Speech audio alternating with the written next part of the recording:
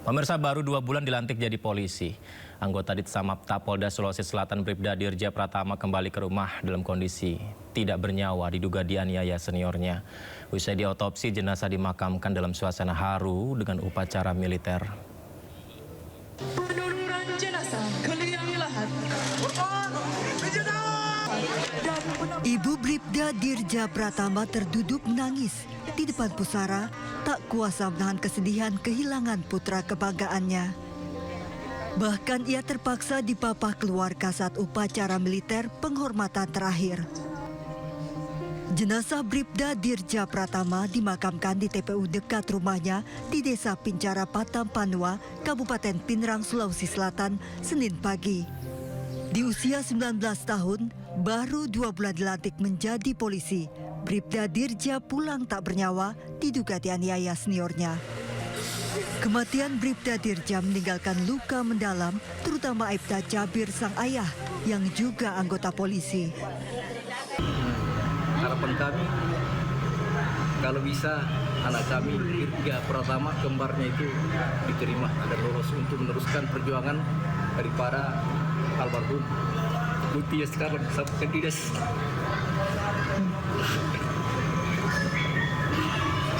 Kepada polisi di Indonesia.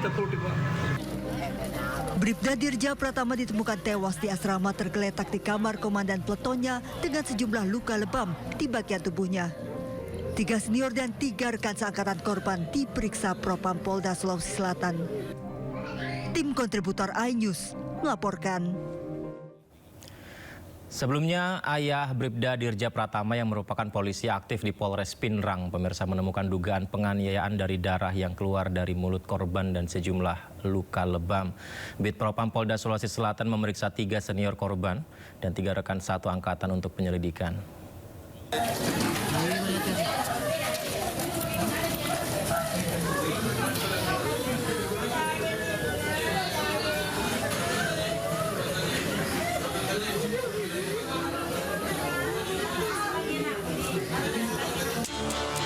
Keluarga Bribda Dirja Pratama menangis histeris di depan ruang Dokpol Polda Sulawesi Selatan, Rumah Sakit Bayangkara, Makassar. Bribda Dirja Pratama 19 tahun meregang nyawa diduga dianiaya senior di Mes Polda Sulawesi Selatan pada Minggu pagi. Ayah Bribda Dirja Pratama yang merupakan polisi aktif di Polres Pinrang mengatakan dugaan penganiayaan muncul setelah keluarga melihat adanya darah keluar dari mulut korban dan juga ditemukan sejumlah luka lebam. Sebelum dilarikan ke rumah sakit, korban juga diketahui tak tidur di barak, melainkan di kamar Danton. Kami akan proses untuk minta keadilan. Apabila memang ada penganiayaan, kami serahkan penyidik Polda untuk mengungkap tuntas siapa pelaku. Bidang Propam Polda Sulawesi Selatan yang melakukan penyelidikan terkait indikasi dugaan penganiayaan terhadap korban oleh seniornya telah mengamankan sedikitnya 6 orang untuk dimintai keterangan. Masing-masing 3 anggota polisi yang merupakan senior almarhum dan 3 lainnya adalah satu angkatan almarhum yang juga tugas di Sabara Polda Sulawesi Selatan dan tinggal di mes yang sama. Dari Makassar, Sulawesi Selatan, Muhammad Nurboni, iNews melaporkan. Ya, pemirsa, helm digunakan untuk melindungi kepala, bukan digunakan untuk melempar ke tubuh orang lain. Helm yang saya gunakan ini sekilas mirip dengan helm milik aparat. Tapi bukan, ini hanyalah replika yang saya beli dengan uang pribadi saya, pemirsa. Karena kalau helm aparat itu digunakan sepenuh-penuhnya untuk kesejahteraan rakyat karena menggunakan uang rakyat. Apabila helm atribut negara digunakan untuk kekerasan, maka itu bukan atas nama institusi, akan tetapi itu atas nama tanggung jawab pribadi. Karena aparat dengan atributnya haruslah memberikan yang terbaik kepada rakyat, melindungi masyarakat, bukan malah melukai masyarakat, apalagi menghilangkan nyawa. Pemirsa, Polda Maluku menggelar sidang kode etik Bribka Masya Siahaya yang diduga menganiaya siswa hingga meninggal dunia. Keluarga korban dihadirkan secara langsung untuk memantau jalannya sidang etik. Sidang kode etik terhadap Bribda Masya Siahaya digelar siang tadi dihadiri langsung oleh keluarga korban. Keluarga korban dihadirkan secara langsung untuk memantau jalannya sidang kode etik oleh Propam Polda Maluku. Kapolda Maluku memfasilitasi keberangkatan orang tua dan kakak korban dari Tual ke Ambon untuk menghadiri persidangan sekaligus berobat. Polda Maluku berkomitmen mengusut kasus ini secara tuntas dan transparan agar Bribda Masias bisa segera diserahkan ke penuntut umum. Untuk proses hukum kita laksanakan Polres Tual yang melakukan pemeriksaan karena saksi-saksi banyak di sana sehingga untuk mempermudah prosesnya. Saya sudah berkoordinasi dengan Kajati melalui Wakajati dan pelaksana tingkat bawah juga koordinasi dengan ibu untuk pemberkasannya terus dilakukan pengawalan supaya cepat. Target saya sudah saya arahkan kepada yang di penyidik di bawah, Kapolres. Ini juga sudah mengawal untuk proses percepatan pemberkasannya. Insya Allah kalau ke hari Selasa, Rabu saya targetkan untuk diserahkan kepada Ya, informasi yang membuat kita semuanya bertanya-tanya ya pemirsa, mengapa hal seperti ini terjadi? Karena kita semua sepakat bahwa aparat negara, atribut negara sebenarnya harusnya digunakan untuk melindungi masyarakatnya, bukan malah menyakiti. Sebelumnya anggota Brimopolda Maluku, Bribda Masias Yahaya ditetapkan sebagai tersangka dalam kasus dugaan penganiayaan seorang siswa hingga meninggal dunia. Meski demikian DPR RI meminta Kapolri segera mengadili pelaku dengan hukuman setimpal.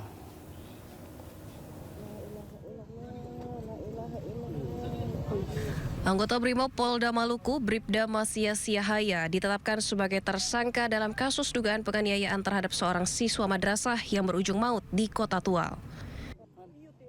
Bribda Masias Yahaya dijerat pasal pidana dan kode etik Polri.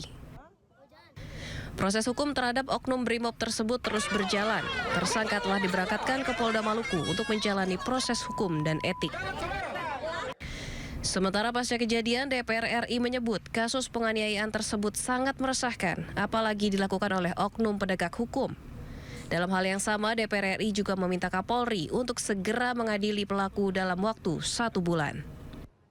Kuncinya ada di tangan Pak Kapolri. Pak Sigit segera ambil alih ini. Semua polisi yang sedang bertugas atau memegang jabatan tarik semua. Tarik semua, ada namanya Patsus. Ya. Taruh di situ, selidiki cepat sesuai dengan mekanismenya, lalu adili sesuai mekanismenya dan aturan mainnya. Masyarakat menunggu. Kita beri waktu kepada Pak Sigit untuk 1 bulan ini harus selesai. Sebelumnya peristiwa penganiayaan terjadi pada Kamis 19 Februari. Korban bersama kakaknya yang menggunakan sepeda motor dituduh terlibat balap liar dan korban dipukul oleh oknum Brimob menggunakan helm di bagian kepala. Pukulan tersebut membuat korban jatuh tersungkur dan kehilangan kesadaran hingga dinyatakan meninggal dunia. Setelah kematian korban, warga dan keluarga yang emosi mendatangi markas Brimob. Mereka menuntut pelaku segera diproses hukum. Keluarga korban meminta hukuman setimpal karena pelaku diduga menganiaya anak di bawah umur hingga tewas. Dari Tual, Maluku, Juanda Sari, iNews melaporkan. Ya, tegakkan aturan seadil-adilnya. Komisi Pelindungan Anak Indonesia meminta orang tua korban dugaan penganiayaan oknum Brimob tidak diintimidasi. KPAI berharap terduga pelaku diproses secara etik dan juga pidana. Kami KPAI sangat prihatin ya, karena anak-anak ini seharusnya mendapatkan perlindungan dari aparat penegak hukum, namun malah justru meregang nyawa. Nah, kami masih nyalir dalam kejadian ini ada dua jenis anak. Satu anak korban kekerasan fisik yang menjadi korban, kemudian yang kedua adalah anak saksi, adalah kakak dari korban yang ada di lokasi dan memerlukan pendampingan secara psikologis.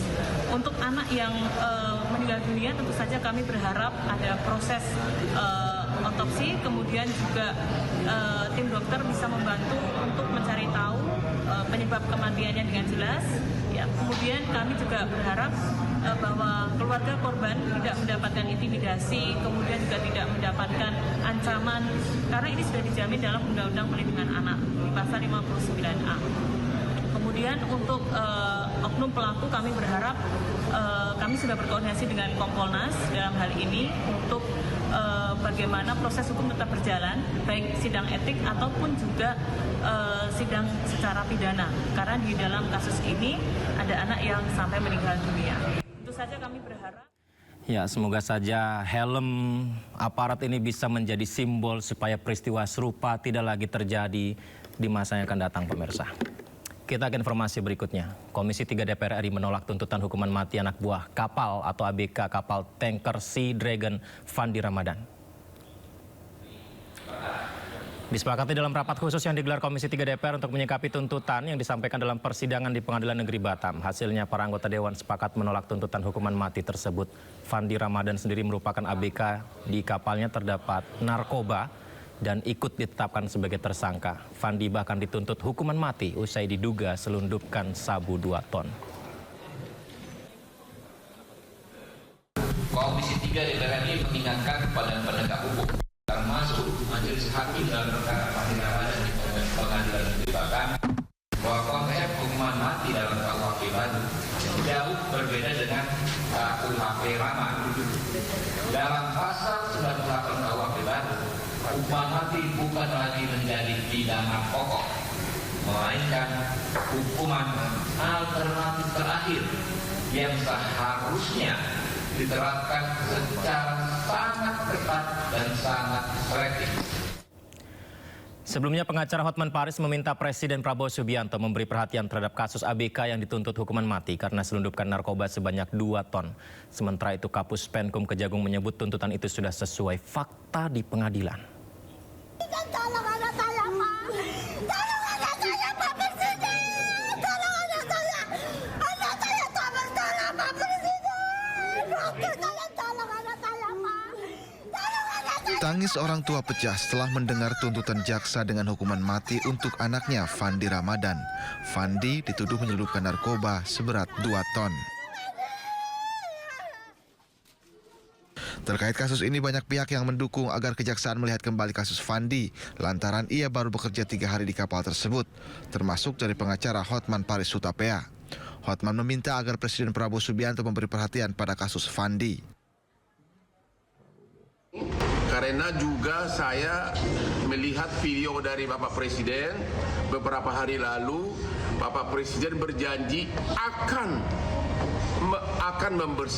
mencegah terjadinya miscarriage of justice. Itulah istilah dari Pak Prabowo, itulah miscarriage of justice. Artinya penyalahgunaan kewenangan untuk keadilan, kesalahan dalam penegakan keadilan. Pak Prabowo berjanji akan mencegah adanya miscarriage of justice di negeri ini. Kapus Penkum Kejaksaan Agung Anang Supriyatna menyebut tuntutan hukuman mati untuk Fandi Ramadan didasari fakta hukum dan alat bukti yang telah terungkap di pengadilan. Salah satu pertimbangan jaksa memberikan hukuman maksimal yakni sebagai upaya untuk melindungi masyarakat dari bahaya narkotika.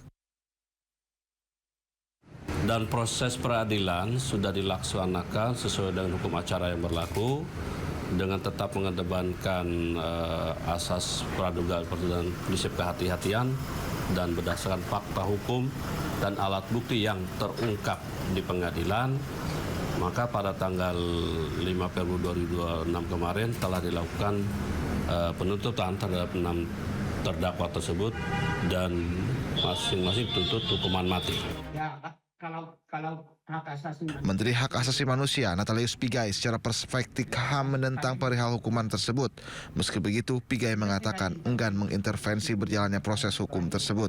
Tapi sekarang undang-undang yang baru. Sementara itu orang tua Fandi berharap Presiden Prabowo meninjau kembali kasus yang dialami Fandi.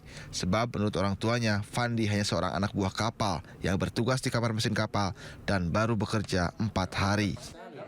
Tim Liputan iNews melaporkan. Kita beralih ke informasi lainnya. Lembaga Pengelola Dana Pendidikan LPDP menyayangkan polemik yang muncul buntut unggahan di media sosial oleh alumninya Dwi Setianing Tias. Bahkan kini suami Tias bernama Arya Iwantoro yang juga alumnus LPDP terancam disanksi jika terbukti belum selesaikan kewajiban. Tunggu-tunggu selama 4 bulan ke belakang nyampe juga. Ini paket bukan sembarang paket. Lembaga Pengelola Dana Pendidikan LPDP angkat bicara terkait kontroversi seorang penerima beasiswa Dwi Sasetyaning Tias yang pamer paspor anaknya yang resmi menjadi warga negara Inggris. Melalui akun Threads resmi, LPDP menyampaikan sejumlah tanggapan.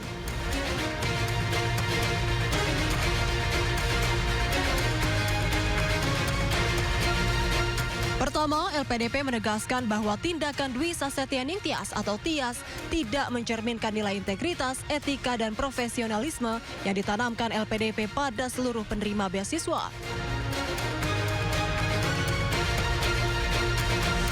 Kedua, sesuai ketentuan, Tias yang menempuh studi selama 2 tahun wajib berkontribusi di Indonesia selama 5 tahun.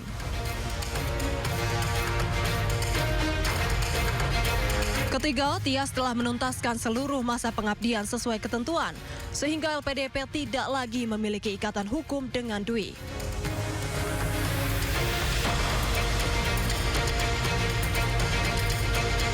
Kemudian yang keempat, LPDP akan berupaya berkomunikasi dengan Tias untuk mengimbau agar lebih bijak bermedia sosial, serta memahami kembali penerima beasiswa LPDP punya kewajiban kebangsaan untuk mengabdi pada negeri.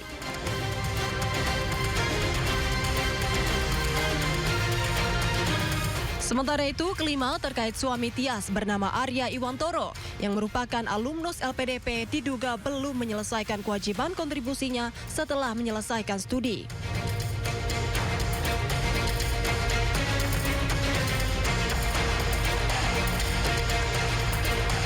Terkait hal tersebut, keenam LPDP akan memanggil Arya untuk meminta klarifikasi. LPDP juga akan lakukan proses penindakan dan pengenaan sanksi sampai pengembalian seluruh dana beasiswa jika Arya terbukti belum penuhi kewajiban. Tim Liputan iNews melaporkan.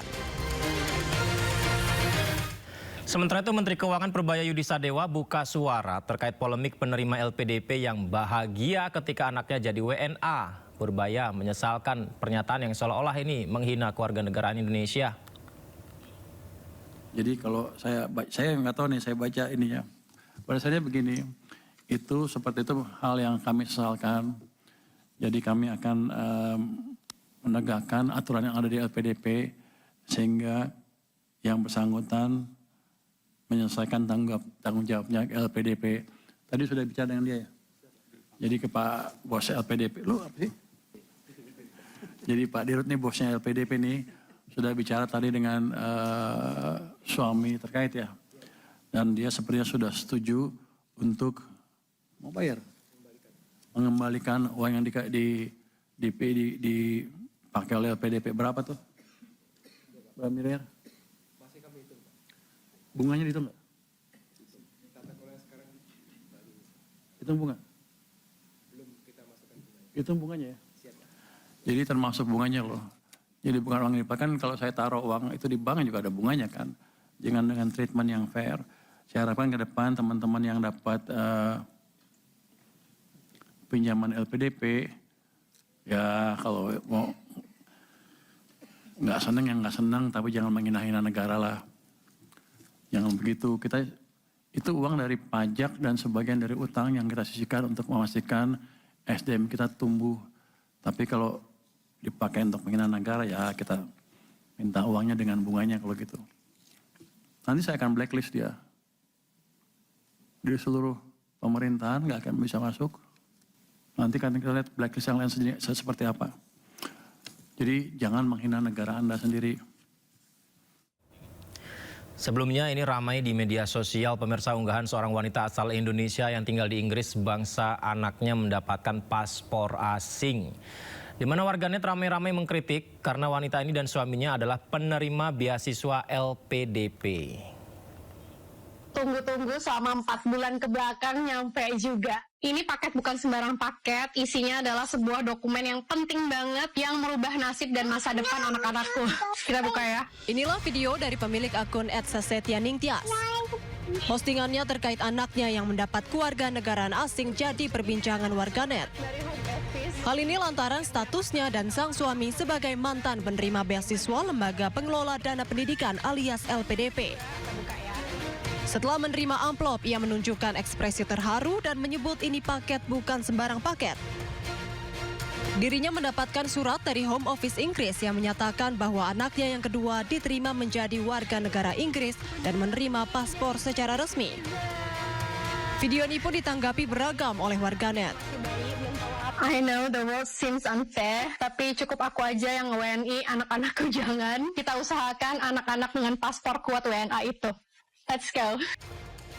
Sejumlah netizen pun bahkan mencari tahu data riwayat pendidikan dan status LPDP pasangan suami istri tersebut. Sementara ia dan sang suami merupakan penerima program LPDP dari pajak rakyat. Namun kritikan warganet ini justru dibalas oleh Sasetia Ningtyas. Usai viral di media sosial, Sasetia Ningtyas pun mengunggah tulisan permohonan maaf. Ia menyebut video tersebut dibuat sebagai bentuk rasa kecewa dan frustasi sebagai WNI terhadap kondisi Indonesia hari ini. Tim Liputan iNews melaporkan.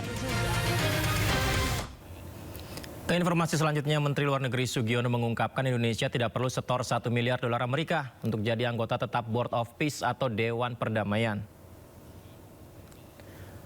Ya, Menlu Sugiono mengatakan Indonesia saat ini pemirsa sudah jadi anggota tetap Board of Peace tanpa menyetor $1 miliar Amerika atau setara 16 triliun rupiah. Ini kan ramai ya dibicarakan. Jadi tidak benar Indonesia menyetor uang 16 triliun rupiah.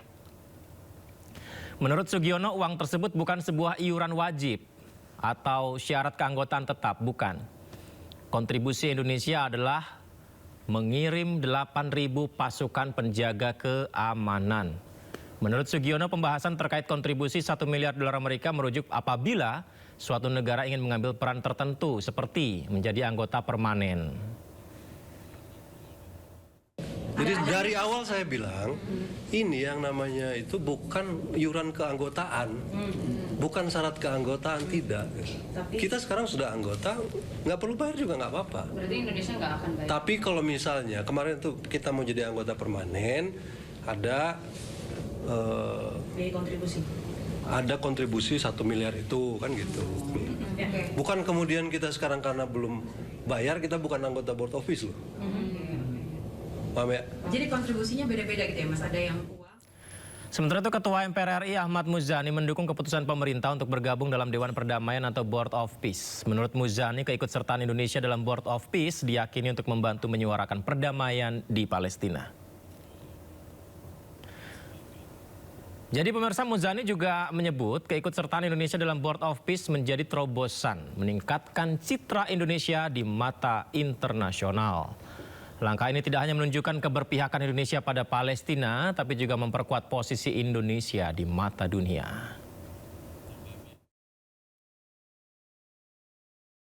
BOP ini tentu saja kita terlibat bukan hanya pada proses perdamaian Timur Tengah, tapi juga proses rekonsiliasi dan pembangunan kembali Gaza. Dan itu saya kira sebuah langkah yang maju dan konkret dari upaya kita memerdekakan bangsa Palestina dari cengkeraman Israel. Tentu ini adalah sebuah upaya diplomasi yang luar biasa. Kita bersyukur ada keberanian dalam berdiplomasi dari Presiden Prabowo di bawah pemerintahan beliau. Langkah ini bisa menjadi sesuatu yang membanggakan. Sebelumnya Presiden Amerika Serikat Donald Trump membuka langsung pembukaan KTT Dewan Perdamaian atau Board of Peace di Washington DC. Di momen itu Trump secara khusus memuji kepemimpinan Presiden Prabowo dan menyebut tak berani melawannya.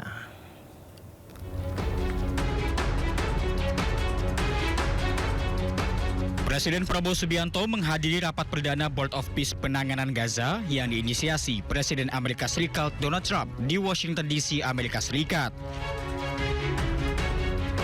Kehadiran Indonesia menegaskan peran aktif dalam upaya gencatan senjata, stabilisasi keamanan, dan rekonstruksi di jalur Gaza. Rapat perdana Board of Peace merupakan implementasi awal dari Piagam Dewan Perdamaian yang diluncurkan untuk menangani secara khusus krisis Gaza melalui kerjasama negara-negara anggota. Forum ini dipimpin langsung oleh Presiden Amerika Serikat Donald Trump sebagai ketua dan melibatkan negara anggota serta observer. Dalam sambutannya, Trump memuji kepemimpinan Presiden Prabowo Subianto yang ia sebut sebagai sosok yang gigih hingga Trump mengaku enggan melawannya. Man that I really like a lot is, he's definitely tough. I don't want to fight him. President Prabowo of Indonesia, thank you very much. Please, this is a big guy. I tell you, I said, how many people in Indonesia? He said like 240 million. I said, no, say it again. How many? It's a big country you have. And you do a great job and respected by everybody. And thank you very much for being here. Thank you very much, Mr. President. Partisipasi Indonesia dalam Board of Peace juga dimaksudkan untuk memastikan proses rekonstruksi dan stabilisasi keamanan berjalan inklusif, transparan, dan selaras dengan prinsip hukum internasional serta aspirasi rakyat Palestina. Dari Washington DC, Amerika Serikat, Aya Nufus, iNews melaporkan. Presiden Prabowo Subianto menghadiri langsung pembukaan KTT Dewan Perdamaian Board of Peace di Washington DC. Di acara itu Indonesia bersedia menjadi wakil komandan untuk pasukan stabilisasi Gaza.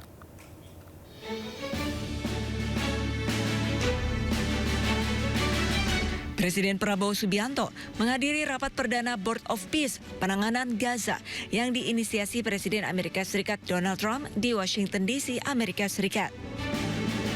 Kehadiran Indonesia menegaskan peran aktif dalam upaya gencatan senjata, stabilisasi keamanan dan rekonstruksi di jalur Gaza. Indonesia pun siap mengirimkan 8.000 tentara sebagai bagian dari pasukan stabilisasi internasional atau International Stabilization Force ke Gaza, Palestina. The achievements of the ceasefire is real. We commend this, and therefore we reaffirm our commitment to contribute significant number of troops, up to 8,000 or more if necessary. We are prepared to contribute the troops to take part actively in the International Stabilization Force to make this peace work. Thank you very much. Indonesia juga ditunjuk menjadi wakil komandan untuk International Stabilization Force atau ISF. Pasukan ini akan mengawal perdamaian dan pembangunan di Gaza. I'm incredibly pleased to announce today that the first 5 countries have committed troops to serve in the ISF. Indonesia, Morocco, Kazakhstan, Kosovo, and Albania. And 2 countries have committed to train police, Egypt and Jordan. I would also like to announce that I have offered and Indonesia has accepted the position of Deputy Commander for the ISF. Indonesia tercatat sebagai salah satu dari 5 negara yang akan mengirimkan pasukan guna bergabung dalam ISF. Nantinya, pasukan dari kelima negara akan mengamankan wilayah perbatasan dan menstabilkan lingkungan di Gaza. Dari Washington DC, Amerika Serikat, Aya Nufus, iNews melaporkan. Tingkatkan status kepenyidikan, polisi belum tetapkan ibu tiri bocah korban penganiayaan di Sukabumi sebagai tersangka. Informasi kami hadirkan usai jeda di Sindo Prime.